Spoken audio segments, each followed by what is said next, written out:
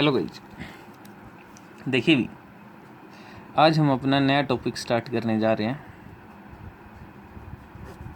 Next unit start करने जा रहे हैं वीकेंड से, मेटलर्जी। नेक्स्ट यूनिट कौन सा स्टार्ट करने जा रहे हैं? मेटलर्जी, या फिर हम बोल सकते हैं extraction of metal from their ores, extraction of metals.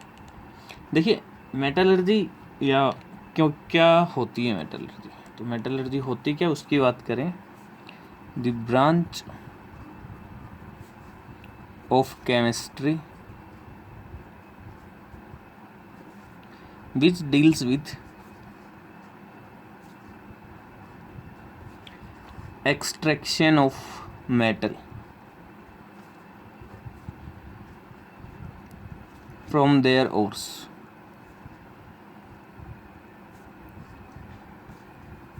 economically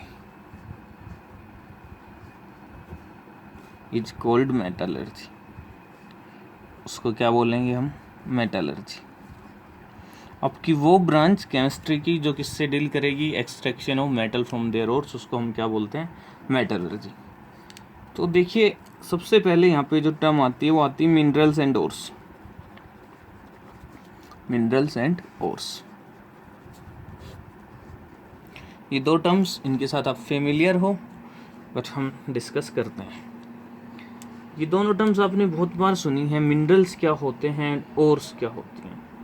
देखिए मिनरल्स आपके वो सब्सटेंसेस होते हैं जो आपके अर्थ क्रस्ट में मिलते हैं। सो बेसिकली मिनरल्स आपके वो सब्सटेंस अर्थ क्रस्ट में जिनके अंदर मेटल्स आपके मिलते हैं, जिनके अंदर मेटल्स की परसेंटेज ज़्यादा होती है, कंपोजिशन क्या होती है, ज़्यादा होती है। ठीक है, अब उन मिनरल्स के अंदर देखिए ये आपकी मिनरल्स एंड ओर्स, एक और टर्म आपकी यहाँ पे यूज हो रही है, ओर्स। ओर्स क्या होते हैं? देखो कुछ मिनरल्स ऐसे होते हैं जिनसे आप मेटल्स की एक्सट्रैक्शन इकोनॉमिकली और कन्वीनियंटली कर सकते हो, और कुछ मिनरल्स ऐसे होते हैं जिनसे आप इकोनॉमिकली क्या नहीं कर सकते, एक्सट्रैक्शन नहीं कर सकते। तो अगर सपोज करो आपके पास एक मिनरल है और आपने उससे मेटल निकाला, उस मेटल को एक्सट्रैक्ट करने में आपकी कॉस्ट लगी 100 रुपी, और जो मेटल आपने निकाला है उसकी कॉस्ट है 80 रुपी। तो उस चीज़ का हमें क्या फ़ायदा हुआ? तो ऐसे आपके मिनरल्स जिनसे आपकी जो एक्सट्रैक्शन है मेटल्स का इकोनॉमिकली एंड कन्वीनियंटली आप कर सको, उनको हम बोलते हैं ओर्स। और वो आपके सब्सटेंसेस जिनके अंदर आप जो अर्थ क्रस्ट में पाए जाते हैं और जिनके अंदर मेटल मिलता है, उन सभी को हम बोलते हैं क्या? मिनरल्स। सो इन दोनों के बीच में आपको क्लियरली डिफरेंस पता होना चाहिए। Basically minerals substances which found in earth crust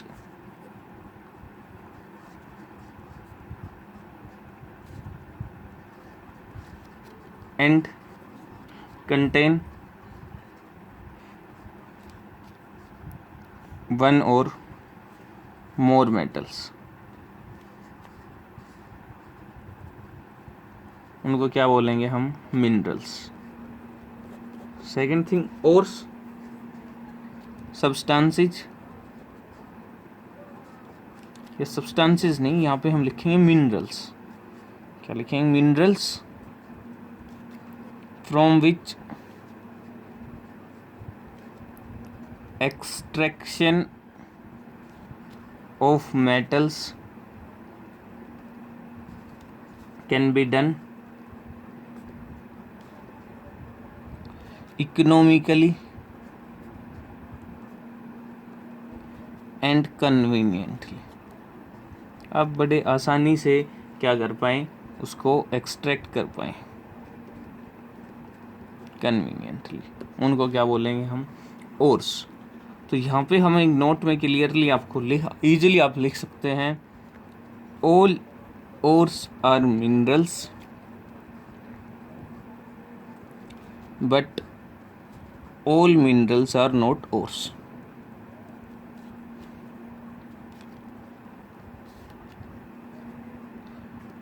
देखिए बहुत सारी टाइप की ओर्स होती हैं आपकी। आपको पता है आपका मेटल्स जो होते हैं वो रिएक्टिव होते हैं। मेटल्स क्या होते हैं आपके? रिएक्टिव होते हैं। Types of ores. तो वो आपके अर्थ क्रस्ट में क्या नहीं मिलेंगे, फ्री स्टेट में तो मिलेंगे नहीं, कंबाइंड स्टेट में आपको जनरली मिलते हैं। Generally ores of reactive metals, किनकी रिएक्टिव मेटल्स जो मिलेंगे वो किन के फॉर्म में मिलेंगी, कंपाउंड्स में, are compounds in combined state. Like आपके सल्फाइड होंगे, ऑक्साइड्स होंगे, कार्बोनेट होंगे, हैलाइड्स होंगे, तो वो आपकी बहुत सारी आपकी हैं, वो आपको प्रोवाइड कर दी जाएंगी पूरी एक टेबल। फॉर एग्जांपल हमें लेड की ओर की बात करनी है, पीबीएस गैलिना, क्या बोलते हैं लेड की ओर को, सल्फाइड ओर है लेड की, पीबीएस आपका अर्थ क्रस्ट में मिलता है, जहाँ से हम क्या एक्सट्रैक्ट करते हैं, लेड एक्सट्रैक्ट करते हैं, क्या बोला जाता है इसको, गैलिना। HGS मरकरी की आपकी सल्फाइड ओर है, जिसको हम बोलते हैं जीनाबार। ठीक है, उसके बाद CuFeS2 काफ़ी इम्पोर्टेंट है आपकी, जिसको बोला जाता है कॉपर पाइराइट।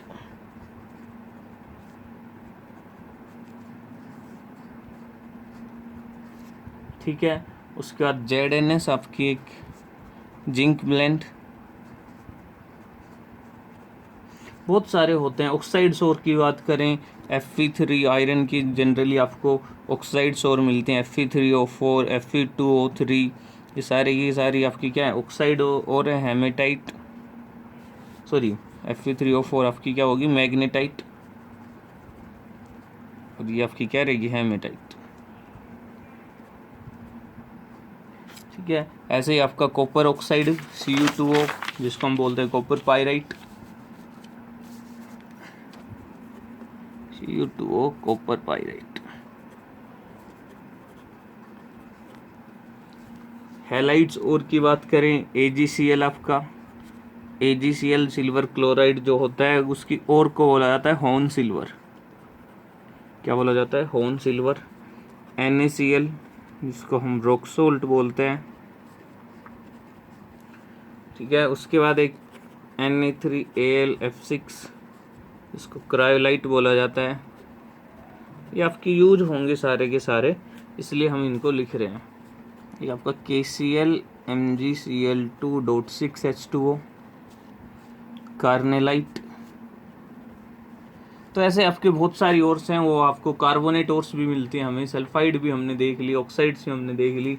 कार्बोनेट के बारे में लिखें तो आपका जिंक कार्बोनेट हो गया, खोज करो इसको क्या बोला जाता है, इसकी ओर को, जिंक की कार्बोनेट की ओर को कैलामाइन। ठीक है, वैसे आपका लेड का हो गया, लेड की कार्बोनेट ओर को क्या बोला जाता है, सीरोसाइट। यहाँ पे बेसिक ओर्स भी आती हैं आपकी, copper carbonate dot copper hydroxide, ये आपकी बेसिक ओर है, जिसको बोला जाता है एजूराइट ब्लू। ऐसे बहुत सारे आपके हैं, वो आपको मिल जाएंगे। जिप्सम, इप्सम सोल्ट, आपके सोल्ट पीटर, नाइट्रेट की हम बात करें तो सोल्ट पीटर्स आपके होते हैं लगे, KNO3 जिसको हम बोलते हैं इंडियन सोल्ट पीटर। तो ये आपकी, इनको एज से जितना नहीं है कि आप रट्टे मारोगे, ये चीज़ें अपने आप याद हो जाएंगी। जैसे जैसे हम अपने चैप्टर में आगे प्रोसीड करेंगे, इन्हीं के साथ हमें बार बार में डील करना पड़ेगा, तो अपने आप ही आपको चीज़ें याद होने लग जाएंगी। आपको रट्टे मारने की इतनी कोई ज़रूरत नहीं है, क्रैम नहीं करना है, चीज़ों को समझना है, अपने आप आपको चीज़ें प्रैक्टिस करेंगे इतनी कि हमें चीज़ें याद हो जाएंगी। तो देखिए, अभी बात करते हैं मेटलर्जी के डिफरेंट आपके प्रोसेस की, बिकॉज ऐसा नहीं होगा सभी मेटल्स के लिए आप सेम आप यूज करोगे, अलग अलग टाइप्स की मेटलर्जी होती है, टाइप्स ऑफ मेटलर्जी।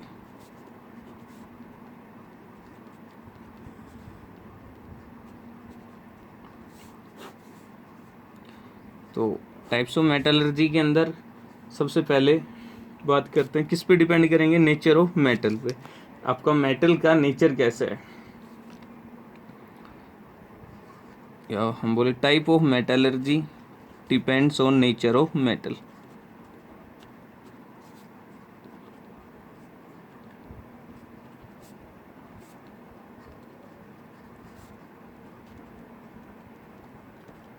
इस पे डिपेंड करेगा नेचर ऑफ मेटल पे। फॉर एग्जांपल अपने पास डील करते हैं, सबसे पहले हाईली रिएक्टिव मेटल्स की बात करते हैं।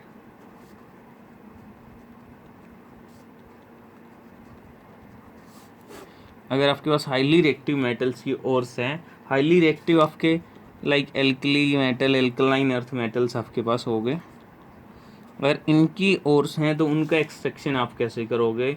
तो उनका एक्सट्रैक्शन हम करेंगे इलेक्ट्रोलाइसिस से, जो हमने इलेक्ट्रोकेमिस्ट्री में पढ़ा था। किससे करेंगे? इलेक्ट्रोलाइसिस से। और ये जो प्रोसेस होगा extraction of metal by electrolysis, इसको हम बोलते हैं इलेक्ट्रोमेटलर्जी। क्या बोलते हैं? इलेक्ट्रोमेटलर्जी। हाईली रिएक्टिव मेटल्स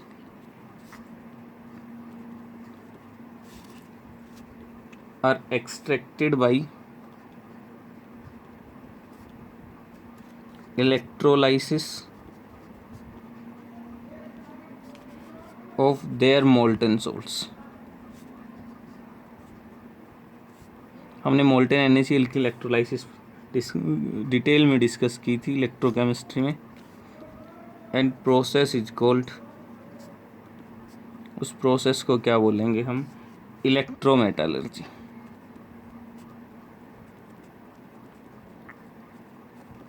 उस प्रोसेस को नाम दिया जाएगा आपका इलेक्ट्रोमेटलर्जी। अभी बात करते हैं मॉडरेटली रिएक्टिव, अगर आपके पास मेटल्स हैं तो उनको हम क्या बोलेंगे। सेकंड बात करते हैं किन के लिए? मॉडरेटली रिएक्टिव आपके मेटल्स की।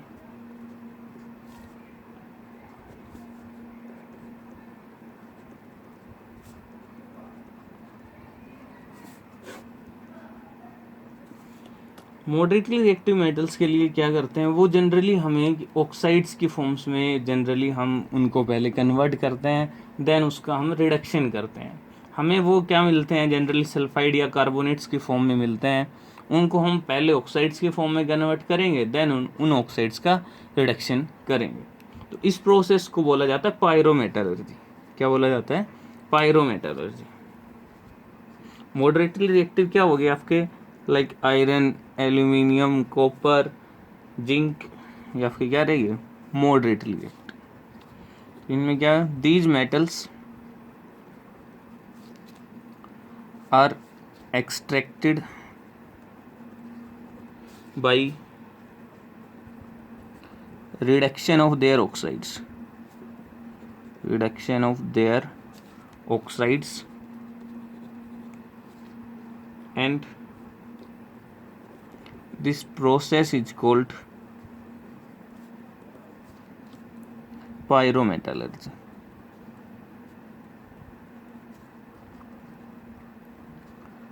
हाईली रिएक्टिव को करेंगे इलेक्ट्रोलाइसिस से, उसको बोलेंगे इलेक्ट्रोमेटलर्जी। आपके मॉडरेटली रिएक्टिव्स को करेंगे किससे? Bye reduction of their oxides, इसको बोलेंगे पायरोमेटलर्जी। और आपके जो लिस्ट रिएक्टिव हैं उनके लिए क्या करेंगे? उनके लिए जनरली हम आपकी डिस्प्लेसमेंट रिएक्शन ही यूज करेंगे और उसको हम बोलेंगे hydrometallurgy. For low reactive metals, least reactive metals. तो इसके अंदर क्या करेंगे हम लिस्ट रिएक्टिव मेटल्स के सोल्ट को किसी हाईली रिएक्टिव मेटल्स के साथ ट्रीट करेंगे। आपका highly reactive metal least reactive metal को उसके सोल्ट से डिस्प्लेस करेगा और हमें वो मेटल लिस्ट रिएक्टिव मेटल आपका मिल जाएगा। क्या करेंगे इसके अंदर हम? These metals are extracted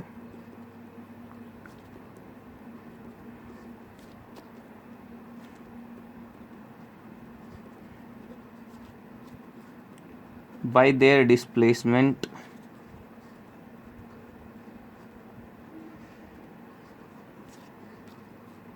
from their salt, by a more reactive metal। This process is called hydrometallurgy. इस प्रोसेस को क्या बोलेंगे हम? हाइड्रोमेटलर्जी। कौन से आपके मेटल्स होंगे? एग्जाम्पल की हम बात करें तो आपका गोल्ड, सिल्वर जो है उनके एक्सट्रैक्शन करेंगे आपको आगे पढ़ना भी है मैकआर्थर प्रोसेस। तो सबसे पहले तो मेटलर्जी के 3 टाइप्स हो गए। मोर आपके रिएक्टिव हैं उनको आप अलग से करोगे, मॉडरेटली रिएक्टिव्स हैं उनके अलग से मेटलर्जी करोगे, एंड लिस्ट रिएक्टिव है उनके लिए आप अलग से मेटलर्जी दूसरा मेथड आप यूज करोगे। तो अब जो आपका मेटलर्जी है, जो एक्सट्रैक्शन है, वो ऐसे नहीं है कि नॉर्मली हो जाएगा। एक्सट्रैक्शन करने के लिए मेटल्स को फ्रॉम ओर से एक स्टेप वाइज मैकेनिज्म को हमें फॉलो करना पड़ेगा। एक प्रोसेस है, एक पूरे बहुत सारी प्रोसेस हैं जो स्टेप बाय स्टेप हमें करनी पड़ेंगी, तब जाके आपका क्या मिलता है, लास्ट में आपका प्रोडक्ट मिलता है, आपको एक प्योर मेटल मिलता है। तो अभी बात करते हैं process of metallurgy.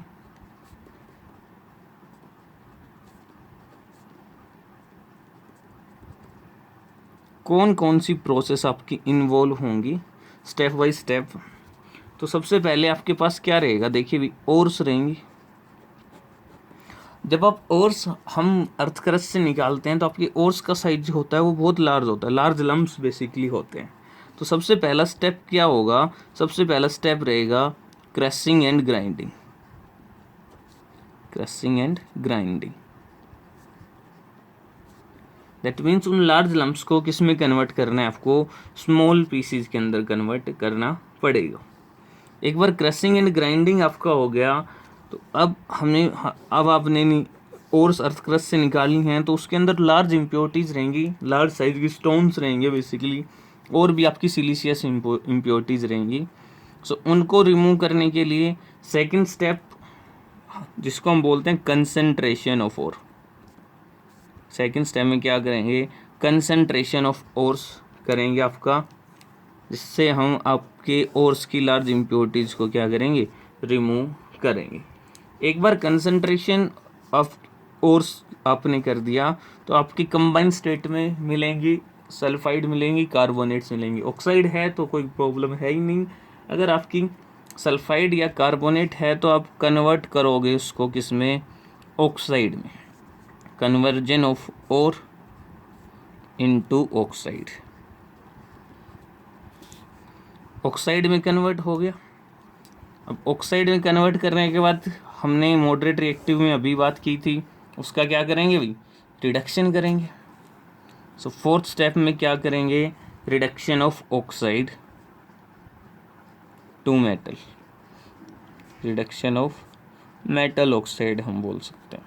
Metal oxide का रिडक्शन करेंगे तो हमें क्या मिल जाएगा, आपका मेटल मिल जाएगा।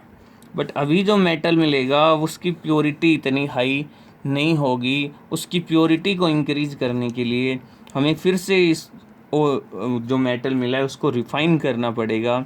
सो जो फिफ्थ स्टेप जो आपका होगा वो होगा रिफाइनिंग ऑफ मेटल।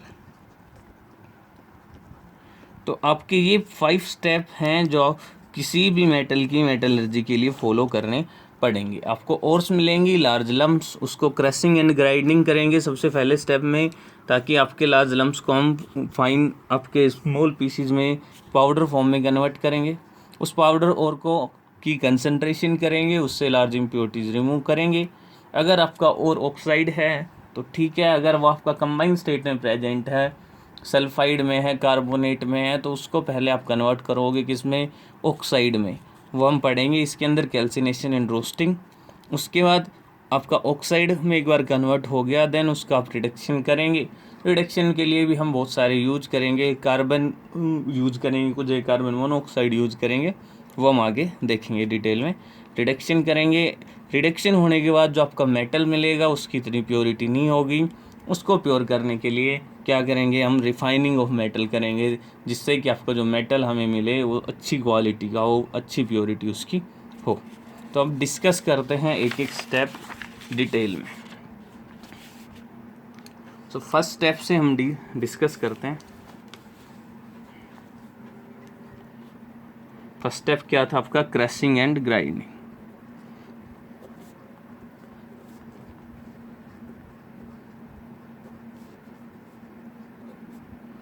इसको क्या बोला जाता है, इस प्रोसेस को क्रशिंग एंड ग्राइंडिंग को बोला जाता है, आपका एक दूसरा नाम होता है पल्वराइजेशन।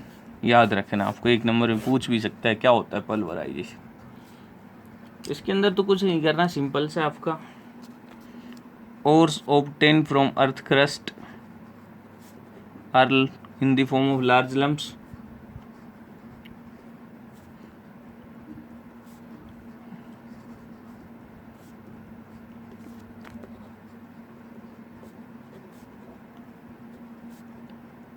लार्ज लम्प्स, उनको क्या करेंगे, it converted into powder form.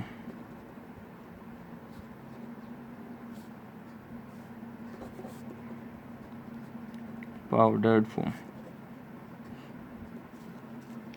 ठीक है, कैसे करेंगे, बाय यूजिंग मिल्स. आपकी मिल्स होती हैं जिससे हम crushing and grinding, diamond cutters होते हैं हमारे पास, जिनसे हम क्या करते हैं, क्रशिंग एंड ग्राइंडिंग करते हैं. तो ये तो आपका फर्स्ट स्टेप जो सबसे सिंपल है, इसमें ऐसा जितना कुछ है नहीं.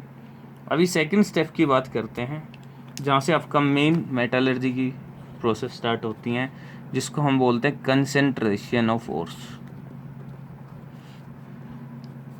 इसका दूसरा नाम भी होता है इसी का, इसको हम बोलते हैं बेनिफिकेशन और ड्रेसिंग.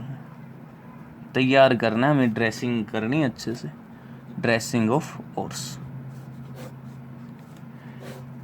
तो देखिए, बेनिफिकेशन या ड्रेसिंग तो हम अभी बताया कि आपकी क्या होती हैं, लार्ज इम्प्योरिटीज होती हैं, सिलिशियस इम्प्योरिटीज होती हैं.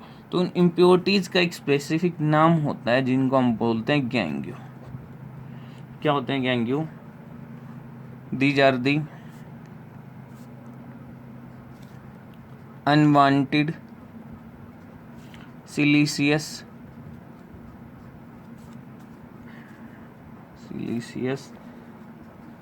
compounds and other impurities. आपको कंसंट्रेशन में क्या करना है, आपको इनको सेपरेट करना है. किससे? ओर्स से. तो आपको जो क्रस्ट ओर मिली थी, जो आपको क्रस्ट ओर आपने की है, उसके अंदर क्या है, आपका गैंग्यू है एंड आपकी ओर है. तो आपको दोनों को सेपरेट करना है, और उसी प्रोसेस को हम क्या बोल रहे हैं, उसी प्रोसेस को हम बोलेंगे concentration of ore. The separation of ores particle from the gangue particle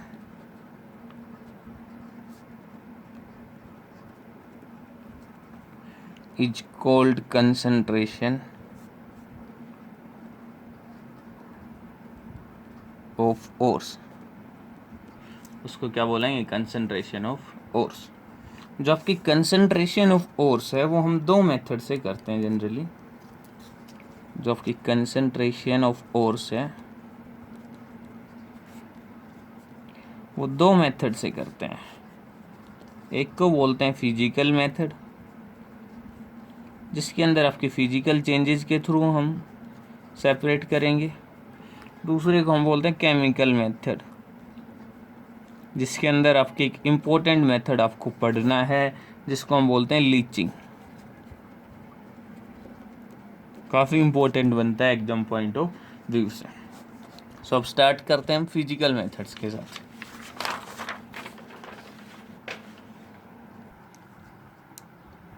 सो भी बात करते हैं अपने फिजिकल मेथड्स के साथ. फिजिकल मेथड में जो आपको फर्स्ट मेथड आपको पढ़ना है वो पढ़ना है ग्रेविटी सेपरेशन मेथड.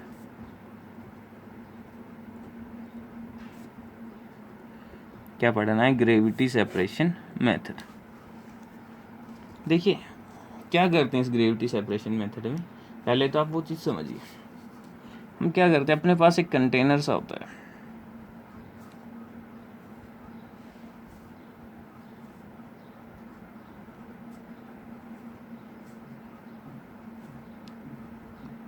अपने पास इस टाइप का एक कंटेनर होता है. इसके अंदर हम क्या करते हैं, इसके अंदर हम पाउडर्ड ओर फिल करते हैं.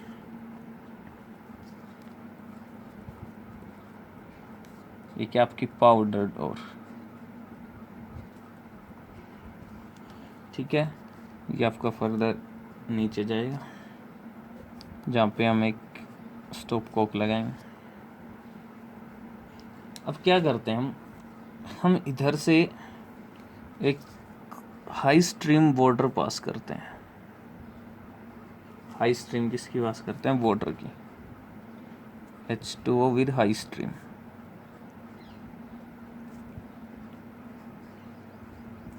अब देखिए आपकी ओर के अंदर क्या है, इम्प्योरिटीज भी हैं, इम्प्योरिटीज भी हैं और आपकी ओर भी है। तो ये जो मेथड किसके लिए कब काम आएगा? सबसे पहले तो इसके मेथड के प्रिंसिपल की बात करते हैं। कब यूज होगा ग्रेविटी सेपरेशन मेथड? जब आपका डिफरेंस रहेगा किसमें? Difference in density of ore and gangue. अगर आपके गैंग्यू एंड और पार्टिकल्स में डिफरेंस रहेगा तो हम क्या यूज करेंगे? ये आप मेथड आपका यूज करेंगे। किसके लिए यूज होता है? इट इज जनरली यूज्ड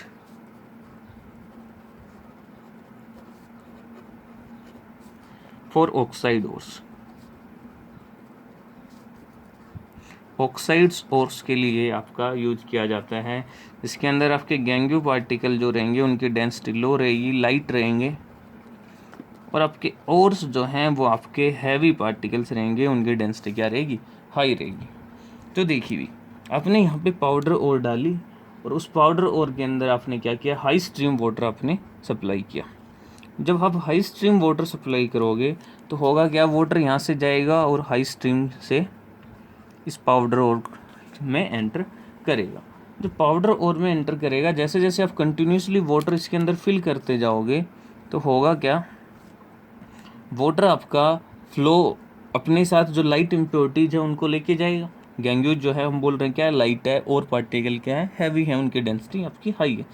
तो हैवी है तो और पार्टिकल तो आपके नीचे सेटल होंगे, और आपका जो हाई स्ट्रीम की जो वाटर है वो इम्प्योरिटीज़ को अपने साथ लेकर जाएगा। तो इम्प्योरिटीज़ क्या करेंगी?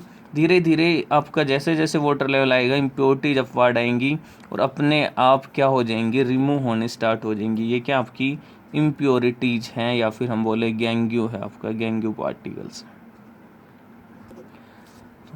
आपने क्या किया? एक कंटेनर लिया, उसके अंदर पाउडर्ड ओर ली जिसके अंदर इम्प्योरिटीज थी, उस इम्प्योरिटीज के अंदर से अपने हाई स्ट्रीम वाटर को पास किया विद हाई स्ट्रीम। तो हुआ क्या? आपके गैंग्यू पार्टिकल्स आपके लाइट थे, वो वाटर की स्ट्रीम के साथ क्या कर गए? फ्लो कर गए, और आपकी ओर जो थी वो क्या थी? हैवी थी, वो आपके वाटर के साथ इतना फ्लो नहीं कर पाई, और आपकी ओर जो है वो इम्प्योरिटीज से क्या होगी? सेपरेट होगी। जैसे जैसे सेपरेट होती जाएगी आपके और पार्टिकल, प्योर ओर के पार्टिकल नीचे आपके सेटल डाउन होते जाएंगे। यहाँ पे क्या आ जाएगा? आपकी प्योर ओर आपके पास आ जाएगी।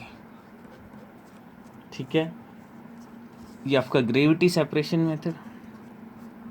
सेकंड जो मेथड हम यूज करते हैं उसमें हम बोलते हैं मैग्नेटिक सेपरेशन मेथड। क्या बोलते हैं? Magnetic separation method.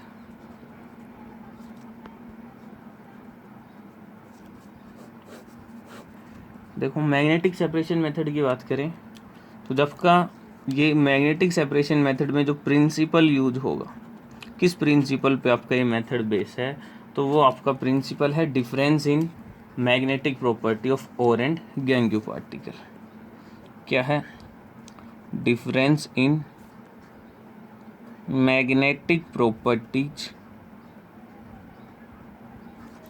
Of ores and gangue particles. आपके जो ओर है, जो गैंग्यू पार्टिकल है, उनके मैग्नेटिक कैरेक्टर में क्या रहेगा? मैग्नेटिक प्रॉपर्टीज में डिफरेंस रहेगा। एक मैग्नेटिक रहेगा, एक क्या रहेगा? नॉन मैग्नेटिक आपका रहेगा। तो इसके अंदर क्या करते हैं हम? एक दो व्हील्स लेते हैं। क्या लेंगे भाई? दो व्हील्स हम जनरली लेंगे। एक ये हो गया आपका, एक आपका ये हो गया। ये दो व्हील्स थे। इन व्हील्स पे क्या लगाएंगे? एक फैन बेल्ट, आपके एक बेल्ट लगाएंगे।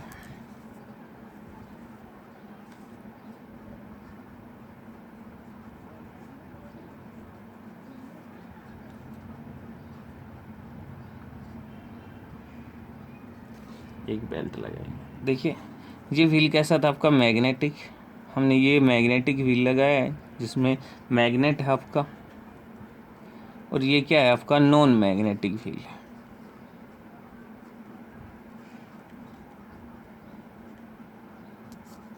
क्या होगा, आपने यहाँ से आपकी पाउडर ओर ली, वो आपकी यहाँ पे फिल थी, ये क्या आपकी पाउडर ओर। पाउडर ओर यहाँ पे आप डालोगे, ये कंटिन्यूसली आपका रोटेट करेगा, रोटेट करेगा, तो ये आपकी पाउडर और इसके ऊपर से आएगी फ्लो करते हुए। अब देखिए आपकी ओर में क्या है, ओर के अंदर है गैंग्यू, जो आपकी पाउडर ओर है उसके अंदर की बात कर रहे हैं, ओर के अंदर नहीं कर रहे हैं। और आपकी ओर पार्टिकल्स हैं। हमने माना हम मैग्नेटिक सेपरेशन मेथड कब यूज़ करेंगे, जब दोनों की मैग्नेटिक प्रॉपर्टीज़ में डिफरेंस होगा। दैट मीन्स एक मैग्नेटिक होगा, एक नॉन मैग्नेटिक होगा।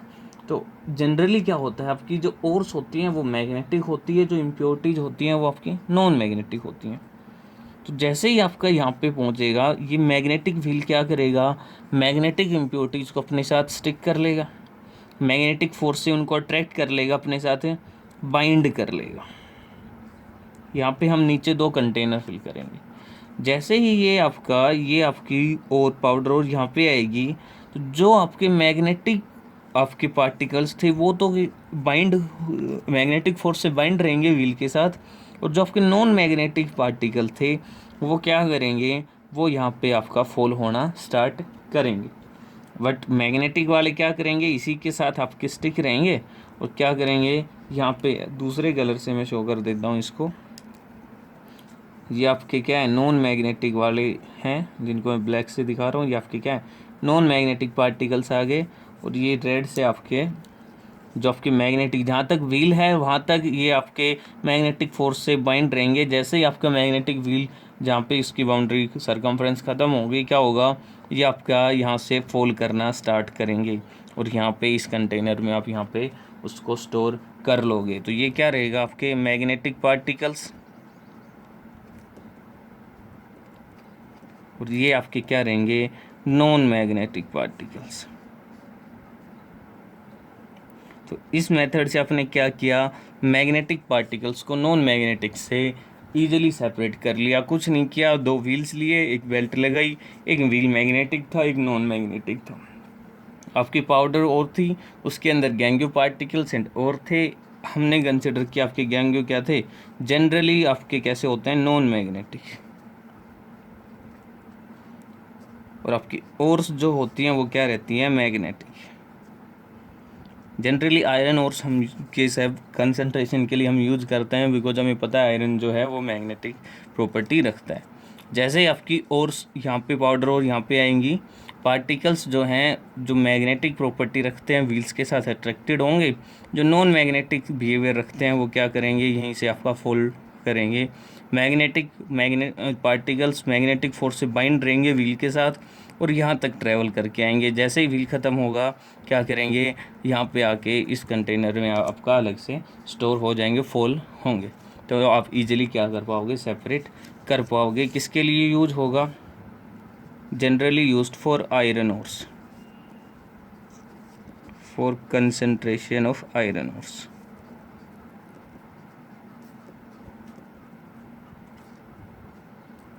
एग्जाम्पल